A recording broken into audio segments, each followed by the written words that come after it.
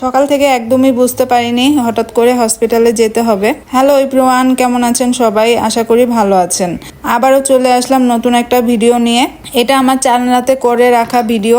এখানে ঈদের দিনের জন্য মাংস রেডি করে রাখছি। এক বক্সে হলো গরুর মাংস, ভালো করে ধুয়ে পরিষ্কার করে রেখে দিয়েছি যেন সকালবেলা উঠে তাড়াহুড়া না করতে হয়, তাড়াতাড়ি করে বসিয়ে দিতে পারি। আর আরেক বক্সে রাখছি হলো রোস্টের জন্য মুরগির মাংস। মুরগির মাংসটা মশলা আর লবণ দিয়ে ভালো করে মেখে রেখে দিয়েছি যেন বের করলেই ভেজে নিতে পারি।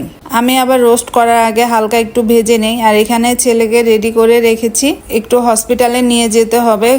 হালকা একটু ঠান্ডা লেগেছে, যেহেতু সামনে ঈদের ছুটি পড়ে যাবে তাই ভাবলাম একটু হসপিটাল থেকে দেখিয়ে আনি। যেহেতু ছুটি পড়ে যাবে, রিস্ক নেওয়ার দরকার নেই, তাই ছেলেকে রেডি করে রাখছি। আর এখানে রাতের জন্য রান্না বসাবো, তার জন্য শিং মাছ ঘষে নিলাম। অনেককে দেখি শিং মাছ না ঘষেই রান্না করে, কিন্তু শিং মাছ ঘষে রান্না করতে হয়, না হলে রান্নার পর এই কালো চামড়াটা দেখতে খুবই বাজে লাগে। দুই চুলায় দুই রান্না বসিয়ে দিয়েছি। এক চুলায় হলো শিং মাছের পাতলা ঝোল, আরেক চুলায় শিং মাছের ডিম। শিং মাছের ডিমটা কে কে এমন করে ভুনা করে খান? আমরা তো এভাবেই খাই, আর এভাবেই খেতে টেস্টি লাগে। এই তো আবারও বসে দিলাম ধুন্দুল দিয়ে ছোট চিংড়ি। ধুন্দুল দিয়ে ছোট চিংড়ির তরকারিটা আমার কাছে খুবই প্রিয়, কারণ একটু হালকা মিষ্টি মিষ্টি হয়, খেতেও ভালো লাগে।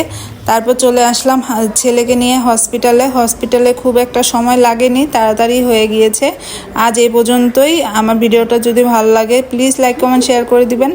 আল্লাহ হাফিজ।